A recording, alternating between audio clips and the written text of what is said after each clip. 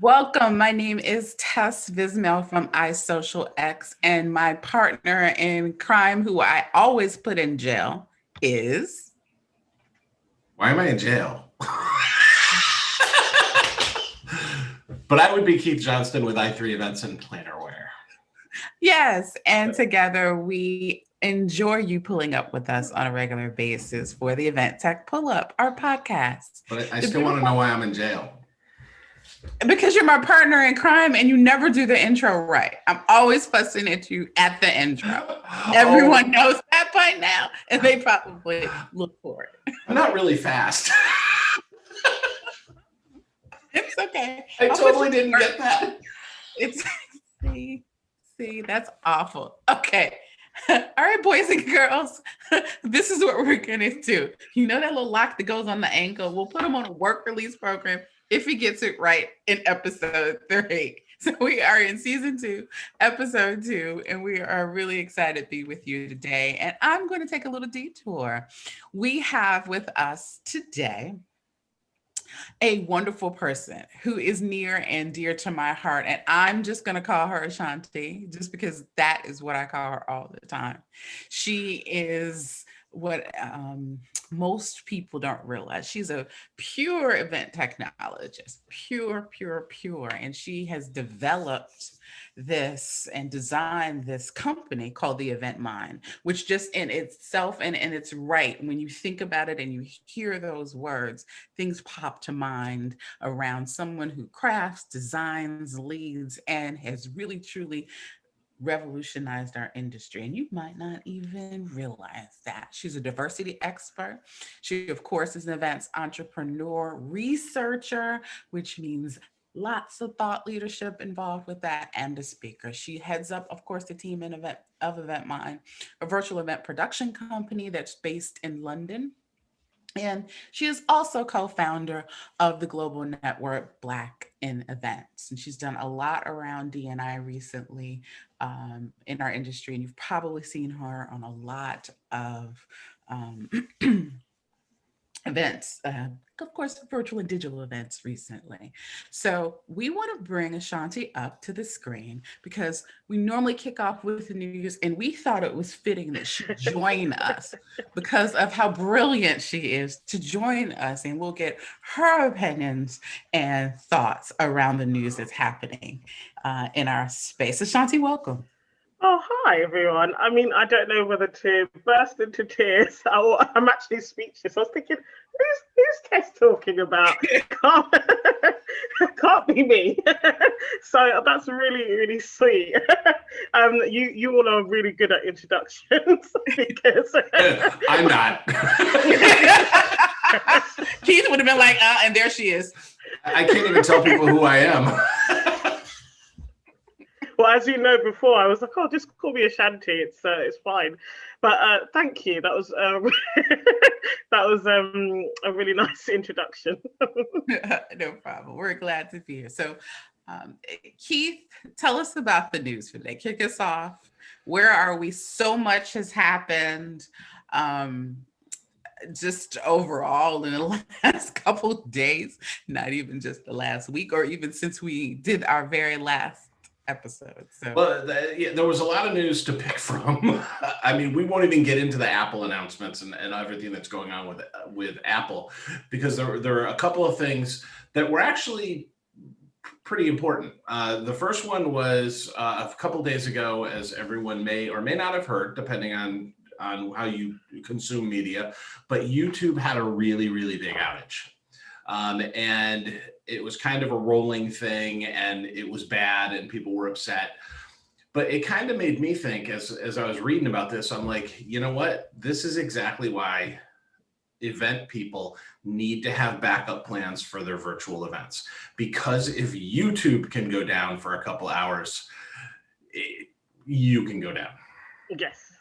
Yeah. Exactly. So Shanti, tell us about that, like what that means. You've produced digital experiences many years and hybrid many years. So first tell the audience about that kind of experience that you have, and then tell us what your thoughts and what the implications on YouTube specifically going down with that. Yeah, I mean, I will start with the news though, because it's just too juicy, Keith, as you said. Ironically, and this is funny because my foundational training was in finance, and I used to be a regulatory compliance consultant. And so risk was my thing every single day. I spent my day telling the bank, these are the risks if you don't do X, Y, Z. And funny enough, when we're working with digital events, it is no different. I think we kind of take it for granted how much tech that we're using, Wi-Fi being freely available, even in the middle of a plaza, in Italy, for example, you can get Wi-Fi now and, do what you need to do. So I think there is a certain level of complacency in the digital world when it comes to safeguarding your virtual event, because there's just an assumption that the Wi-Fi will always be fine, all of the systems, the software, it will all work, perfectly. That's the last thing on people's minds when they're talking about virtual events at the moment. So I thought that was very juicy when I saw that YouTube was done. I don't know if you remember a few years back when Amazon and all of the same on that was an incredible day as well, because there were so many things you couldn't use and people didn't realize that they all ran on the same system. Well, and that's right. I mean, that's super.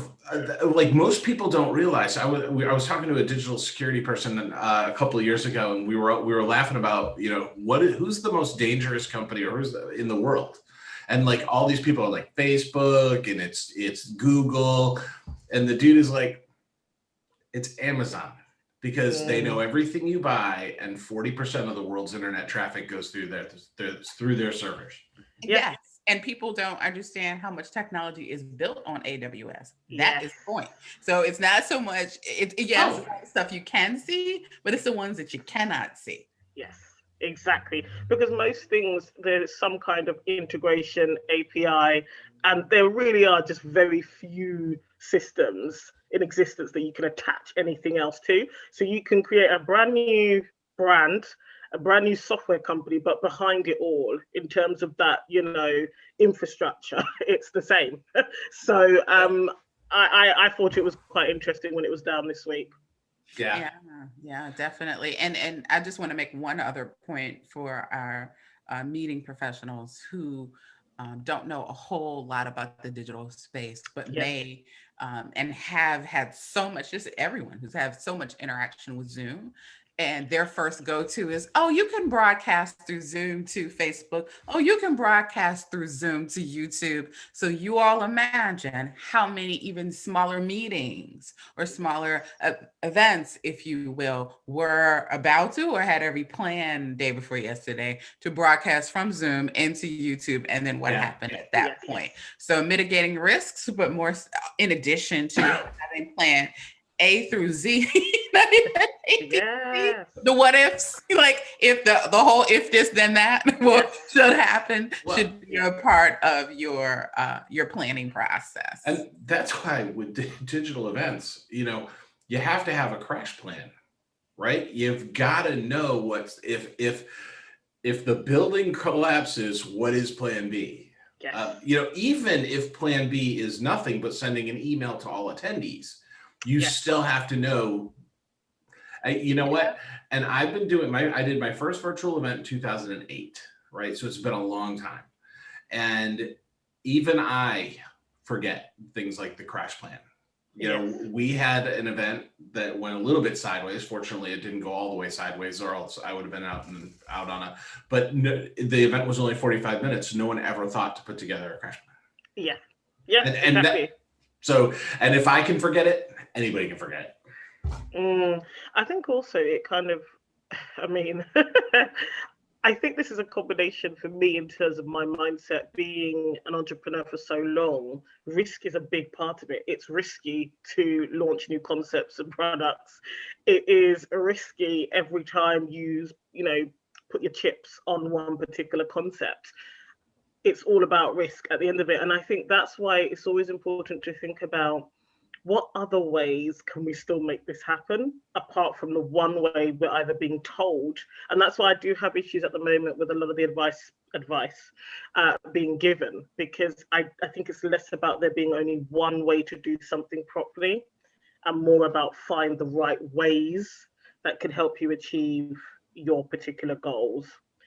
Because there's a lot of people who don't actually have, and it's no fault of their own, but when it does come to the technology, they don't have necessarily the knowledge of all the things that can go wrong. And they're planning huge events, no backup plan. In fact, they may never have even asked, come to think of it, the event technology platform, if they're working directly with them, or even the partner that's helping them deliver. Well, what happens if? Yes. And they also don't, and I know we're getting off, but they also don't ask that in the RFP process when they're selecting the technology. Yes. Oftentimes, even if they get to the point to think about it, it's really right before the event starts and they're like, oh, yeah, but really, and we're going to get back to portions of that in the interview part. So nonetheless, Keith, what's next up on the news? Well, this kind of does fall in the same vein a little bit, but update Google Chrome if you use it. Now, Google should automatically update for most people, but I don't know what Google's doing. Either they've taken a deep dive into Chrome but they've been finding a lot of security flaws lately. And they found 3 last week, and then outside firms found another 2. So just please update Chrome because remember, your attendee data counts on it. Your life depends on it. Yes. So Shanti, in risk, since you are the aficionado on risk of the 3 of us right now, so people, who owns YouTube? People got to remember that, right? So if Google is doing an update with Chrome on the same exact day that YouTube went down, you got to see the synergies in that, right? But I think also from a risk standpoint and the breaches of, it's from a security standpoint, people are not realizing some of the breaches of security happened 1 year or 2 years ago, like the one with Mashable. That was not, I know today, but that happened a couple of years ago. That's not to mention the people trying to come into systems now. So tell us your thoughts. No, and that's true. Again, it's, when you are mitigating risk, you give yourself more options than one. And I think this is really interesting. I see a lot of software consolidation services now, where everything we do now is being integrated. Find all your apps in one place, all your tabs in one place. You can pay for everything with just, touching your phone. I personally, because I think about risk, I don't like those kind of things. If I have to log into 4 separate platforms, I will, because I feel really uncomfortable with all of my information being stored literally in one place. Because what does happen if that is breached or it breaks down, all of these things. So I think it's really prudent for anyone who is planning an online event at the moment to think through what systems are we using, how integrated are they? Sometimes integration is not always better in terms of the safety. It might be more convenient for you, but it may not always be better. Well, because you are once you do that, right? And I tell this to enterprise IT people all the time, you're only as safe as your weakest link. Right. And so, Sally in accounting, whose password is password, right? That is your problem.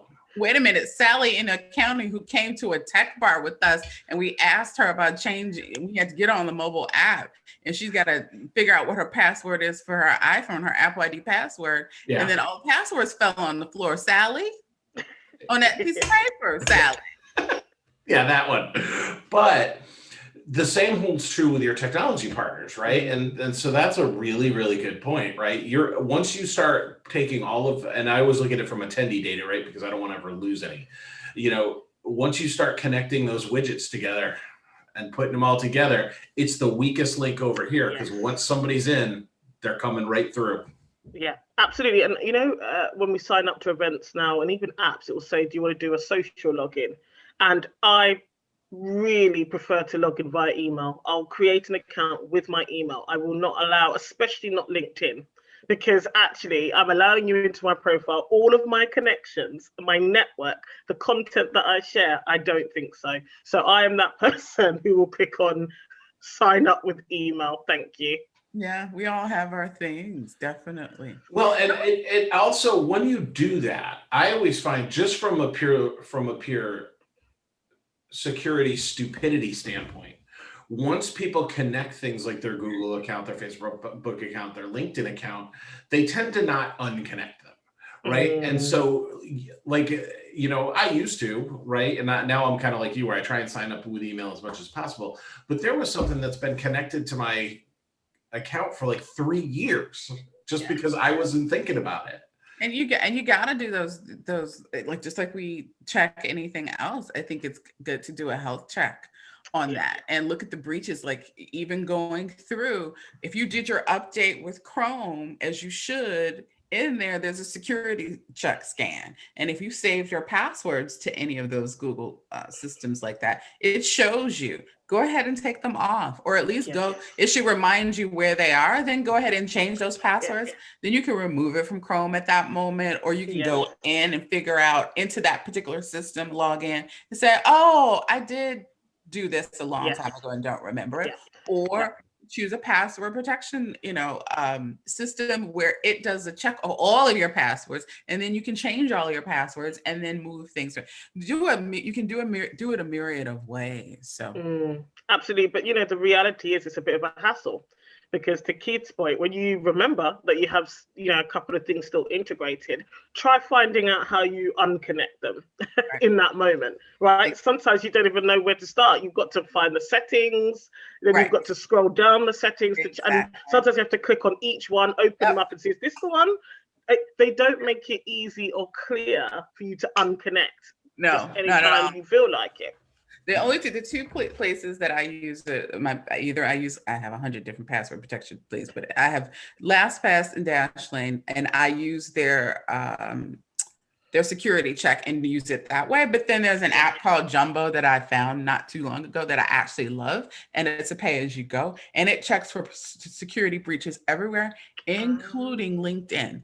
So if there are breaches, it'll pull things out for me. It'll shut down all of a sudden if I don't want my recommendations out there. If I don't want certain settings that I've already done, it will, on the pro version, it'll bring that to my attention and allow me to stop those things. Delete a lot of my old messages in Messenger, on Facebook, all of those kinds of. Oh yeah, that thing is awesome. We'll make sure we put that in the show notes, and then I'll also send it to you, Shanti, so you have it. Yes, please. We'll come through. Awesome. When I say awesome, the thing is awesome, and it's a pay as you want. That's cool. Yeah. Okay, I guess that was our also news. Well, we know we got one more. I know we got one more. It's really big. Okay. So Keith and Shanti, last week, and this is why this is apropos.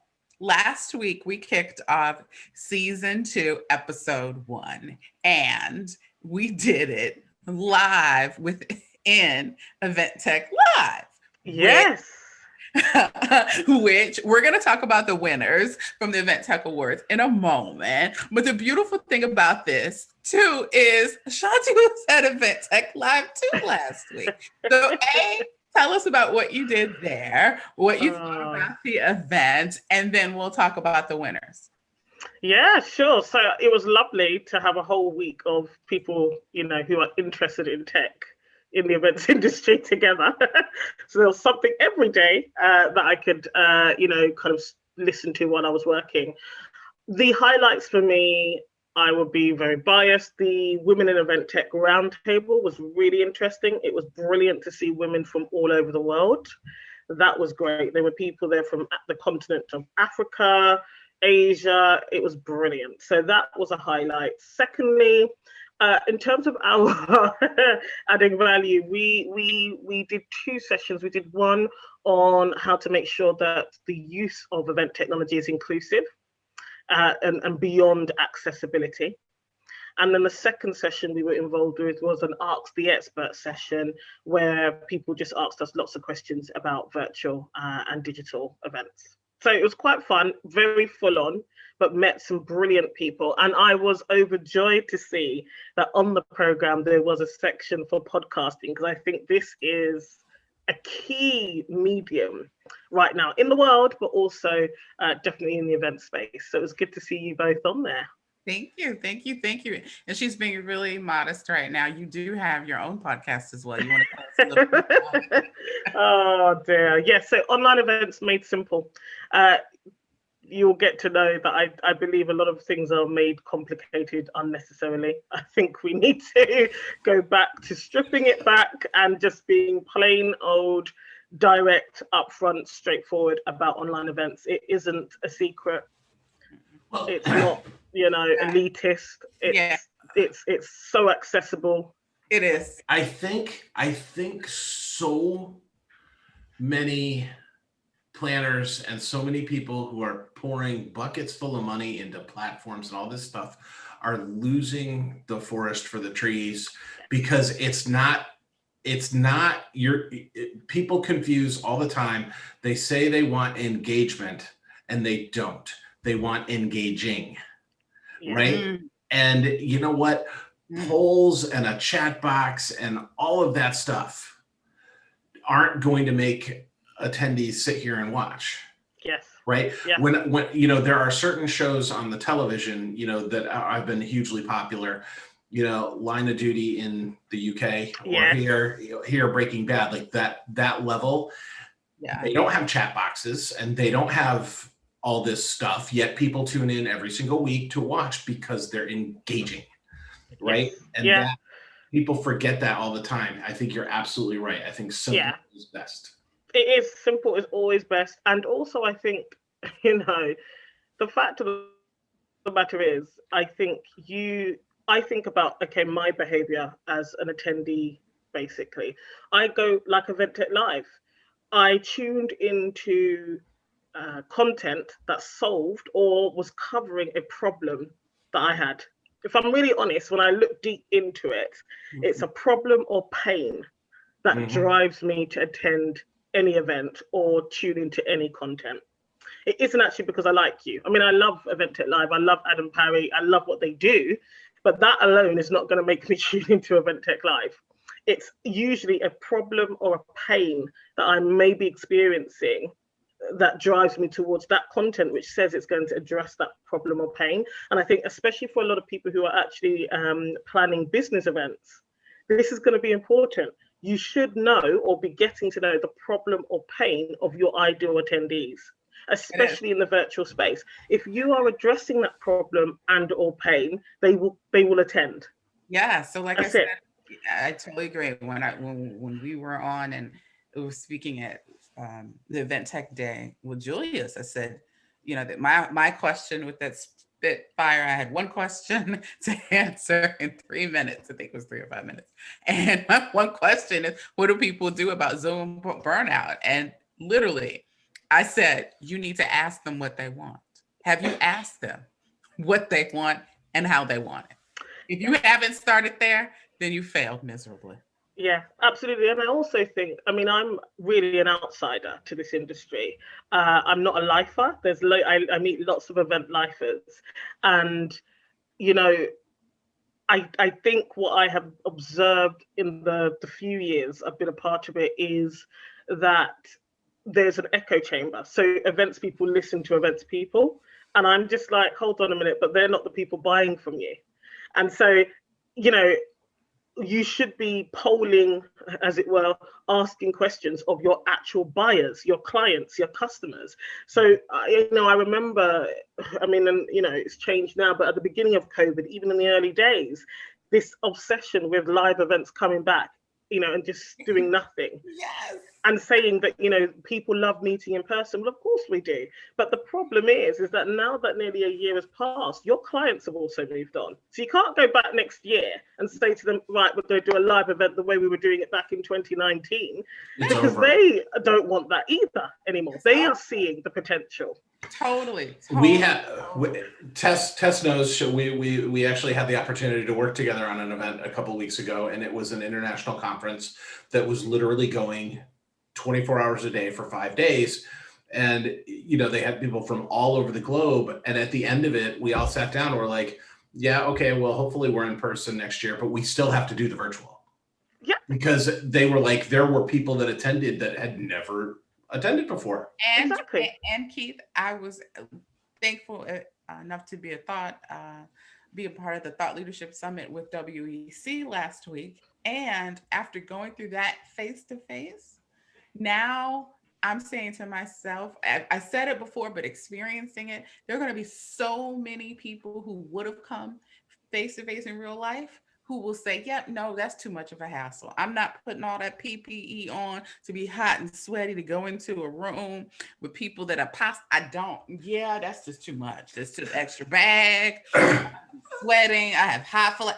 I'm just not going to do it. And that might be a customer that you haven't designed your digital content around and not thought about that whole market share who just chooses not to go, not just because of money, not just because they may be mobility challenged, just because they said, no, I prefer just, I saw a picture of this ballroom and it wasn't from WEC, it was from Southern, and it was like all these tables were like 20 feet apart with like 4 people at a table and this giant ballroom. And the person posted the picture and it's like, it's great to be back to live events. And I'm looking at it going, who would want to be there? It's not inviting. It's not as inviting as you see visually. You got to do it. And that is why and I know we got to talk about the winners in a moment, but that is why we have to do things differently around changing people's mindsets on what they see and what they observe of what in real life is going to look like. Because first impressions are lasting impressions. And if you don't have something that will draw them in with that quick eyesight to make them want to come, you might not want to share that picture. Yeah, I think also as well, again, it's probably going to be an unpopular opinion, but, a lot of people were running mediocre in-person events. We really need to talk about this. The people, not every in-person event was absolutely booming and banging. Like it wasn't. No. And so, and I just feel like, come on now, and so I think the people who were mediocre before, it's a good chance now for you to raise your game on the quality of content, on how well, again, you're solving a pain or problem for your target audience. And, because I the same content, we were all having these same conversations about engagement, ROI on in-person events as we are on virtual. So when people are comparing the two, it's like, well, no, it's the same challenges, just 2 different mediums. You still need to up your game. That's and you're gonna have to up your game even more from digital too. Exactly. Because with digital, you can prove it faster because the numbers are there quicker. They're right. I also think there's a little part, sorry to interrupt you there, Tess, as well, is that I think in the digital as well, because there is this merging of social media and digital medium, and because of the instant gratification that people get on social media, there's almost this expectation that happens for a digital event as well. So I've seen a lot of people really focusing in on how many people turned up live, how many people commented in the chat box, how many people answered the poll. And I don't believe that those are actually sturdy statistics to measure your whole virtual event on. The same as likes and follows, we know are vanity metrics. There are plenty of brands and influencers who are broke and they have millions of followers. I think that we need to be really honest, again, keep it simple. Judging on the number of people who turn up live, I think that is just, I don't think that's sustainable. Totally agree. So let's follow up. I do agree with that. Give us 1 or 2 things of what you think then that people should use. Well, I mean, what have you and it doesn't have to be something that they've measured before, just in terms of what you think it might be a little bit more substantive for it. Yeah, I actually think it's the amount of inbound leads. So obviously for me as an entrepreneur, I am very sales focused. And, for me, when we go live or we participate in a virtual event, I want to know how many people inquired about working with us, whether that was through the website, LinkedIn inboxes, emailed us, called us. That's always my measure personally, because we don't need exposure as a business. We need to make sure that we're always developing the business. So for me, that is the opportunity and leads that come from that virtual or digital event. And there isn't probably a virtual or digital event that I have been a part of that we have not attracted inbound leads. And that's our measure. So we engineer our content or our presence at that event to make sure we at least generate some inbound opportunities for ourselves. And do you do just, and I know we're still going off on our lovely soapbox, but do you, does it, because I think this is great for the audience, because they're always talking about, well, how do I please and give value to our partners or our sponsors, exhibitors per se, but is that value in those leads on volume of leads or the quality of that lead? It's got to be quality all the time. And taking a step back from that is, again, sometimes I find that a lot of planners are working off of old assumptions and data.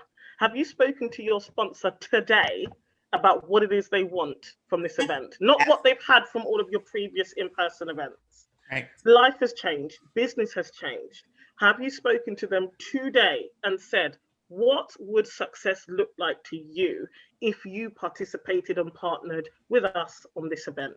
And that's a simple poll that they could use ahead of time within the designing of the content that they're creating for the event. Then go ahead and try and figure out what channels. And then on the back end, at last, pick the event tech. Yes, Keith. And well, that's so true. And you know, people always, it always amazes me how many people pick the wrong metric, right, to measure, and especially with exhibit halls, because you know, if you have one attendee to two different events, and at this event the exhibitor sells widgets for $5, one attendee isn't going to get him very far. However, over at this event, if you sell jet airline parts or whatever, one sale could be $1 billion. So one attendee could be the best event you've ever gone to in your whole life. And to Ashanti's point, you don't know unless you ask.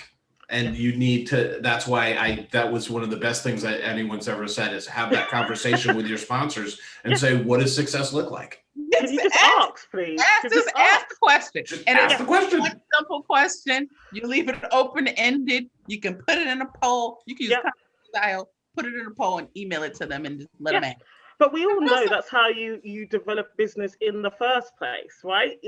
And I know we've got into a habit, and there's a lot happening, there's a lot of noise of selling a fixed product or a fixed service. And that's not how I do business anyway. I've found that especially if you're selling B2B, it's about understanding that client's needs and working towards meeting those needs. In a way, you can't ever lose. You can't lose if you're doing that.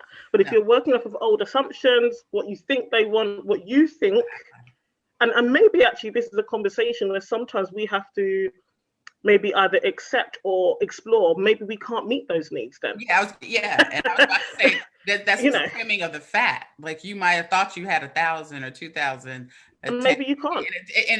That's not necessary. And that's just extra stuff and people and resources you're paying for. And you have more ROI within that smaller group. Exactly. The larger group. Yeah, because at the moment, and I know planners go through that all the time. They do. I mean, in managing up to the C-suite, to get the C-suite to accept and deal with that reality. Right? Yeah. Absolutely.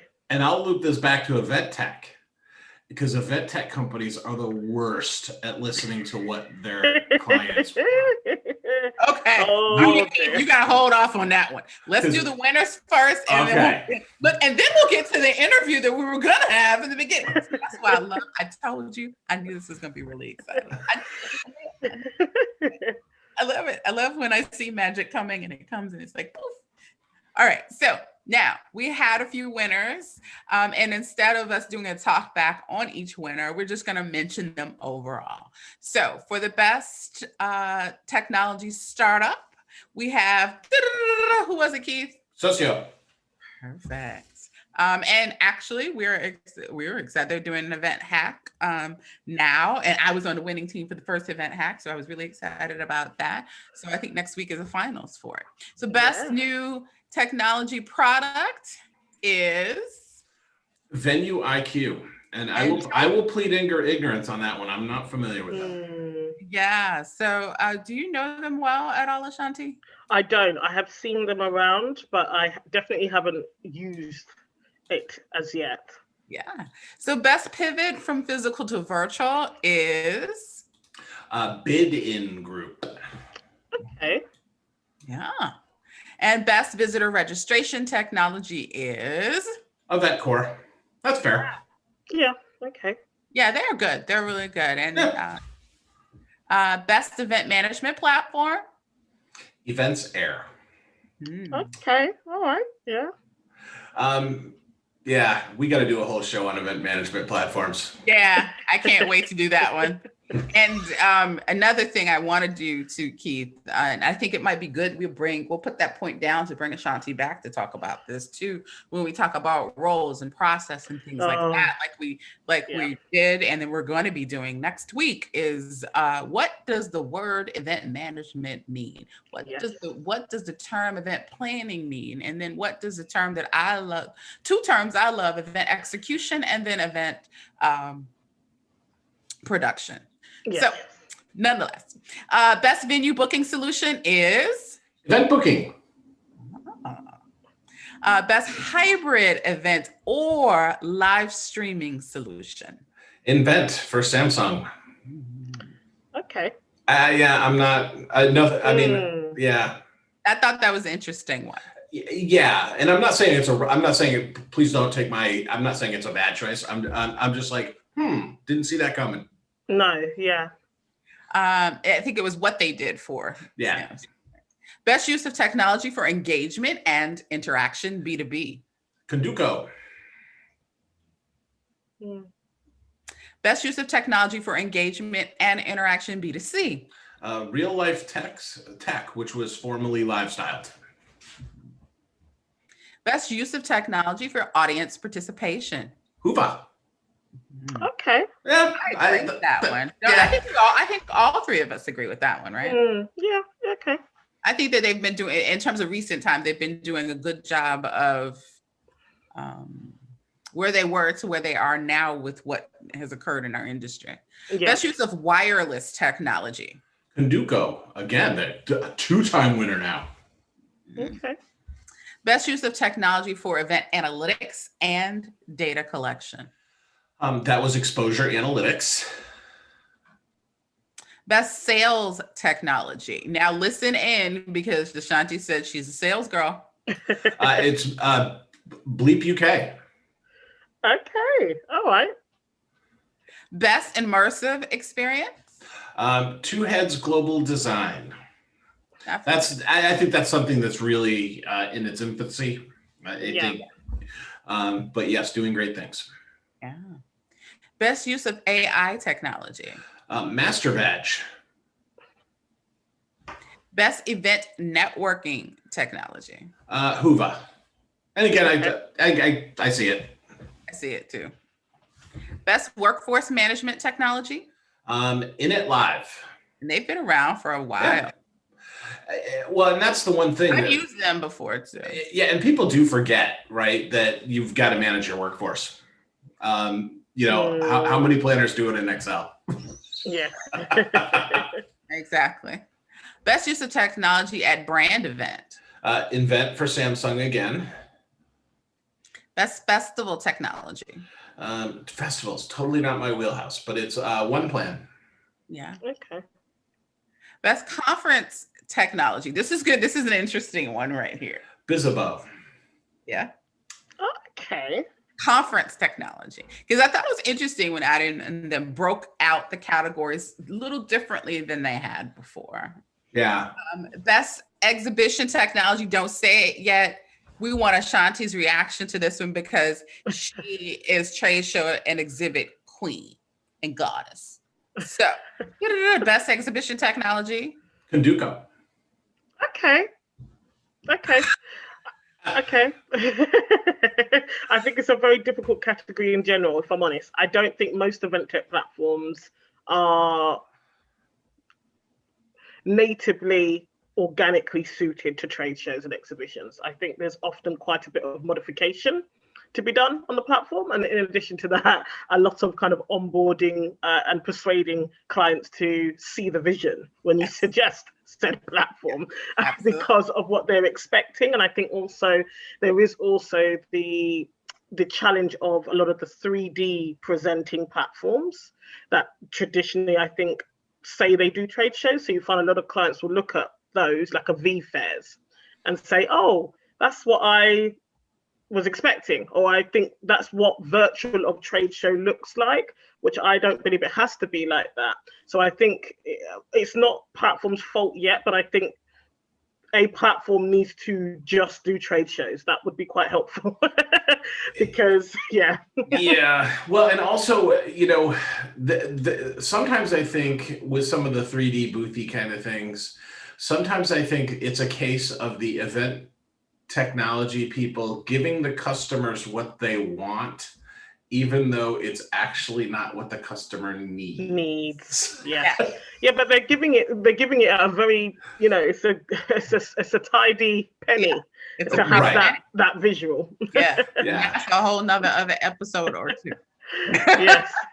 Yeah. We're going to most innovative and tech friendly venue. ICC Belfast. I've actually been there. So yeah. Best technology partnership. One World Rental and Givery. Don't know. You know, it's one of those, I don't know anything about them. Yeah. Best event app. Eventbase. Okay. Yeah. Okay. Favorite event technology supplier, the People's Choice Award. So I'm going to start with bronze prize. Oh, okay. We're going to go the other way. Brella. Yeah. Okay. They always do a great job. Yeah, they do a great job with networking. Yep. The silver prize went to, I'm going to flip this around and make you do it, Tess. Who is it? Well, I want to do the next one too, just because I have an affinity. Okay. So the silver prize goes to Bizzaba. Okay. Yeah. Okay. Yeah. You know what? You know, I've used Bizbo long time ago. And now I have a client that is using it and I'm in there now. And it's a great product. Okay. You know, it's in your face. I like things that are just right there in your face. Like, logic is always something that I like about tech. And Keith? The gold prize goes to my love and my heart. Johnny at Shock Logic. Really, it's really Shock Logic. Johnny. I should say. So I was really excited about that one. So I really have an affinity with it. So what do you think about those People Choice Awards, Ashanti, versus the ones that were judged? Do you know what? I think it's a really important category to have, because I think it does give us a different set of data in terms of, because a lot of that will be based obviously on user experience. I think it will also be based on companies that maybe have great marketing or visibility and presence. And then also you've got the perception as well of, you know, how good a product actually is. So I think there's a nice balance. You could read a lot or not into the People's Choice category versus the ones that are judged. No problem.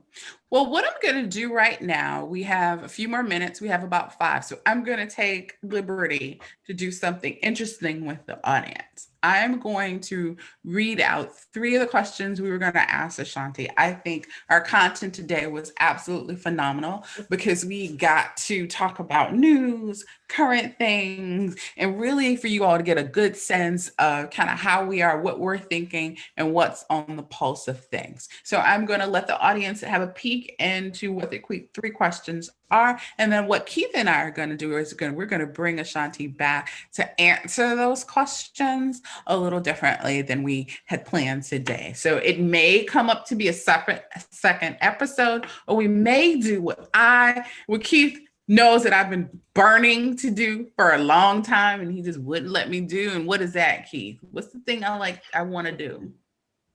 I got no idea because I have a brain like a colander. Setups with Keith. I do it in the beginning. I try my setups. I do Keith. Just do Quibi bites, Keith. Quibi bites. I want to do my Quibi bites. So I want to do Ashanti on the 3-question Quibi bites. I dig that. Good. So what are Quibi Bites, everyone? Quibi, for those of you who don't know, which they've shifted and changed now, but they were doing bite-sized content around what you kind of saw on a Netflix. So just say it's the shorter version of a Netflix. So what we're They didn't change and shift and change. They hit the ground so hard they left a crater 4 miles wide. They did, but I swear, the two things about Quibi is their content was really actually good. It was short, so you could get things in like 5 minutes. You can get things in like 8 minutes. So I'm going to read the questions, 3 questions to you here, just so you can hear the kind of topics to kind of tease you a little bit. And then what we're going to do is we're going to set up time with Ashanti in the future, and then we're going to have her do them in 5 or 8 minutes and have it a complete episode at that point in time. But my dream, if I had my bucket loads of money, I would have bought Quibi and then I would have integrated it and made it an event app, because everyone and their mama wants a good experience on their mobile device around an event. Why someone hasn't done that, I don't know. And I just opened my mouth. Content was not Quibi's problem. But Tia can edit this part out. Technically, no one would ever hear. Well, but Quibi content was not their problem. Their problem was upper management, right? They wrecked that. I mean, how do you take $4 billion, develop something like that, and then absolutely fail to have it at least make a dent in anything? Yeah, but the problem is, as we know in that tech world, it happens more often than we know. And then we've got some great founders out there having to, literally beg, borrow, and plead for the investment to do things where they're asking for like less than 1% of that amount of money.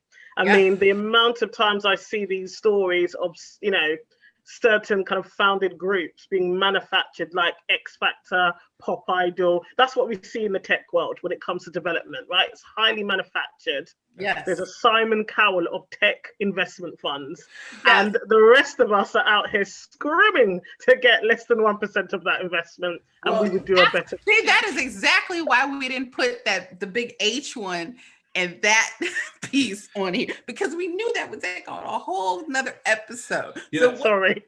And I forgot what show where they said this, but where they were like, if you're going to come for the king, you best not miss, right? If you're going to debut something like a Quibi, you're coming for YouTube, right? You're coming for TikTok. It's gotta nail it. It's like when they came out with, what was the music streaming service? Was it Tidal? And they were coming, and yes, was the experience better than Spotify? Sure. Did they have the same music? Sure. But Spotify was already entrenched. Unless you've got something that is going to make the entire world shift, or at least a big portion of it, don't launch. Yeah. And you heard it from Keith live. So what we're gonna do? I'm just a dude sitting in front of a whiteboard. No one's listening. So, Ashanti, do you have any closing words for our audience today before I read the questions that they're going to hear the answers to in the future? Keep online events simple, please. Keep online. Yes, I totally agree. So what we're going to be asking Ashanti in the future is, what challenges are organizers experiencing when selling event tech? Again, organizers experiencing when selling event tech. Another one will be, what can event tech companies do to make the purchase process easier for customers? Again, what can the event tech company do? Reverse. Well, event tech companies, you should tune into that. Just saying. You need love and education too. Okay. What trends can you see emerging in the event tech landscape? Those are 3 powerful questions that we're going to spit fire to her. And if she goes over the 8 minutes, it's not a problem, because these are important topics. So thank you all for being with us today. Ashanti, anything else for the audience before? No, thank you for having me. Oh.